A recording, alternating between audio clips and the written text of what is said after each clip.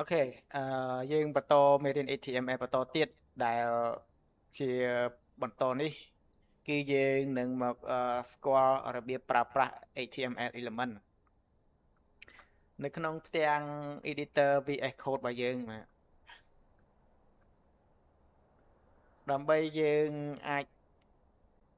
ទាញយក HTML element ទៅបង្ហាញទៅលើ browser ឧទាហរណ៍យើងមាន element មួយដែលមានឈ្មោះថាដែលយើងអាចសរសេរពាក្យថា hello វាសនា CH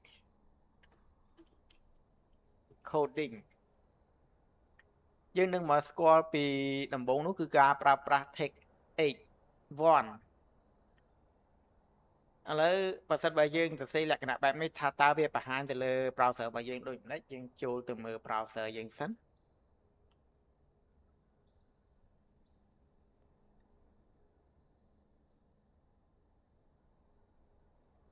មកអញ្ចឹងយើងអាចបើស្ដាំ copy paste គឺ copy paste ហើយយកទៅ paste លើ browser យើង paste ចូលមក enter យើងនឹងទទួលបានពាក្យធម្មតាដូចនេះគឺ hello វាសនា CH អូខេជាបន្ទាប់នេះយើងនឹងមកស្វែងយល់ពីការប្រើប្រាស់ text មួយដែលមានឈ្មោះថា h1 អញ្ចឹងយើងចំណាំទៅ h របៀបដែលប្រើប្រាស់ឧទាហរណ៍បែបនេះមកអញ្ចឹងយើងអាចវាយការបើកសញ្ញាបែបនេះបាទនេះគឺ h1 ហើយបិទពេញគឺ h1 របៀបនេះអាហ្នឹងគេហៅថា text បាទ text h1 ថា text ហ្នឹងគឺផ្ទុក element របស់យើងបើសិនមកយើងយក element របស់យើងមកទៅដាក់ចូលទៅក្នុង text h1 ថាតើវាមានអ្វីផ្លាស់ប្ដូរអូខេយើង save control S យើងចូលមកដល់ page របស់យើង refresh មកបាទនោះវានឹងប្រែទៅជាអក្សរដុតធំដូច្នេះ text h1 ហ្នឹងគឺប្រើសម្រាប់ជាចំណងជើងដែលពាក្យពេញរបស់វាគឺ heading h1 ប្រើសម្រាប់ជាអក្សរក្រាស់ដិតធំនិយាយជាលក្ខណៈចំណងជើង text ហ្នឹងនេះគឺជាជំហានទី1របស់យើងនៅយើងចាប់ផ្ដើមខូដដំបូងគឺយើងមកស្គាល់ពីការប្រើប្រាស់ text h1 ដែលមានដែលបញ្ចូលនៅ element គឺ hello វាសនា ch coding តើជាបន្ទាប់យើងនឹងមកធ្វើការវាអត្ថបទមួយទៀតតើមានអ្វីអូខេយើងដាក់ថា full stack curriculum ដូចនេះថាតើនឹងមានអ្វីកើតឡើងជាបន្តយើងទៅមើល output តបយើង save យើង refresh មកបាទនោះយើងនឹងទទួលបានអក្សរធម្មតាដូចនេះម្ដងទៀតនេះគឺយើងសរសេរលក្ខណៈធម្មតាដែលអត់មានប្រើ text គឺវាចេញអក្សរបែបនេះឥឡូវយើងមកមើលបើសិនមកយើងប្រើ text h2 បញ្ចូលថាតើនឹងមានអ្វីកើតឡើងចំពោះ full stack របស់យើងយើង refresh page មកនោះយើងនឹងបានលក្ខណៈអក្សរដិតក្រាស់ដែរប៉ុន្តែវាតូចជាង h1 បាទ h1 ដូច្នេះមុខងាររបស់ h2 ហ្នឹងក៏ដូចនឹង h1 ដែរប៉ុន្តែគ្រាន់តែលក្ខណៈវាមានអក្សរធំនិងអក្សរតូចបាទន័យថា heading 1 heading 2អញ្ចឹងធម្មតាទី1គឺវាធំជាងទី2ហើយបាទអូខេនេះគឺជាការប្រើប្រាស់ h1 h2 ឥឡូវយើងបានស្គាល់ពី heading 1 heading 2នឹងហើយដែលយើងហៅថា take h1 take h2 ហើយក្នុង take មួយក៏ដូចគ្នាដែរមានបើកមានបិទហើយនៅក្នុងអឺ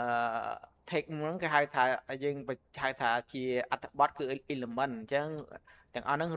រួមគ្នាបញ្ចូលមកគេហៅថា HTML element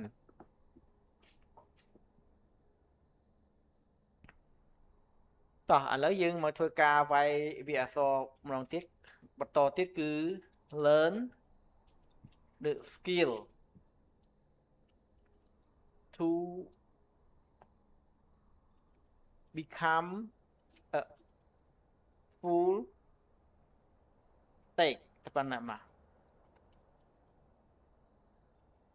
អូខេប៉ុណ្ណឹងទៅឥ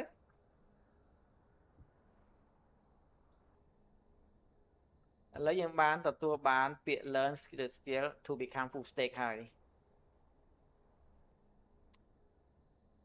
ឥឡូវនេះយើងនឹងបន្ថែម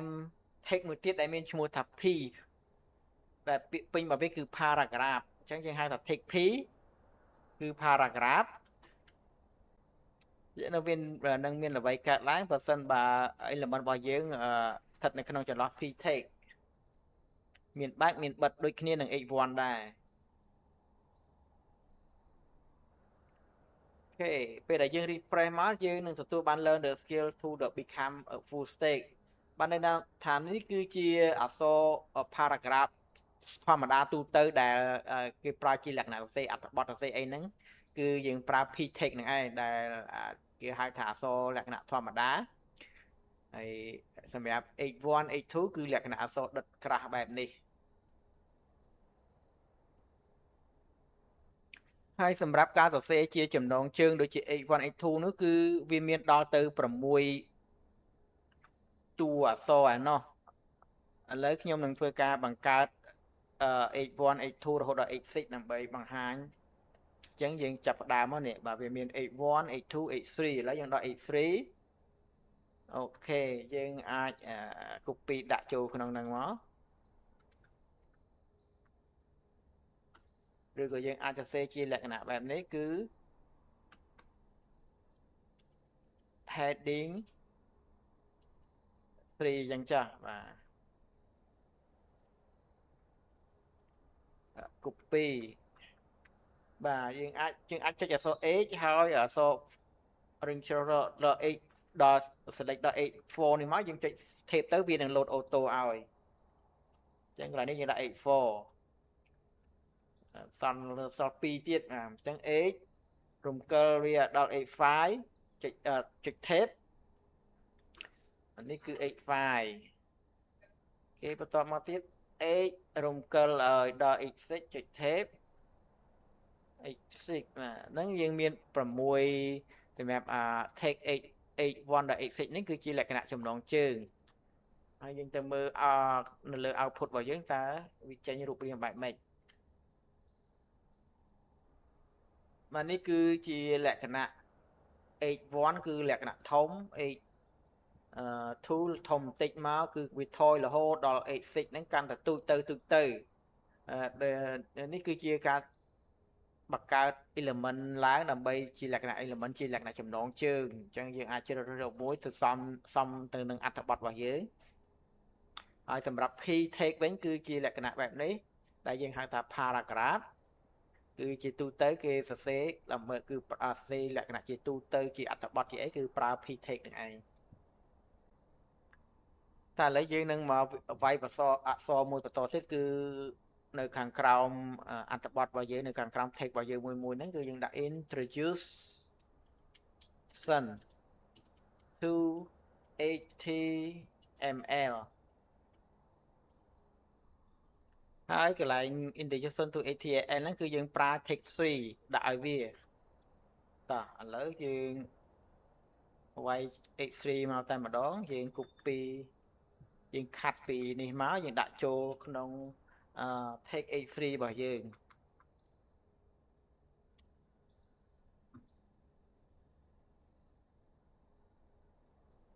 បាទដូច្នេះគឺលទ្ធផលយើងនឹងទទួលបាន heading មួយទៀតលក្ខណៈបែបនេះ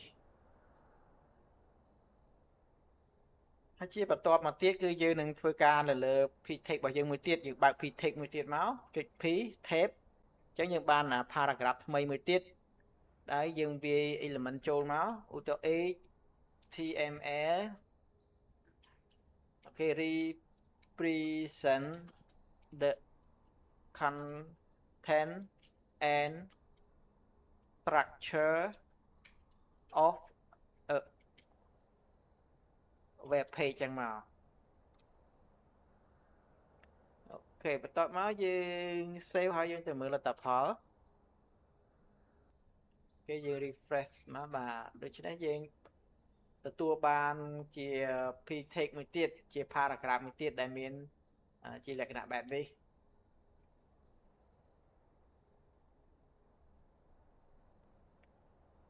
តោះជាបន្តយើងធ្វើការបើក H3 មួយទៀត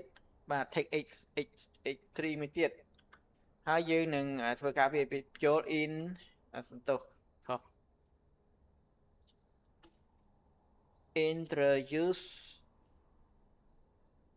introduction to CSS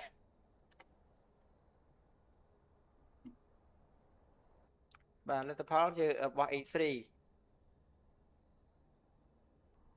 តបយើងមាន peak take មួយទៀតបាទគឺយើងដាក់ថា element CSS is used to style web page អូខេបាទដូច្នេះឥឡូវគេណែនាំឲ្យស្គាល់ពីស្គាល់ពីមុខងារ CSS ហើយ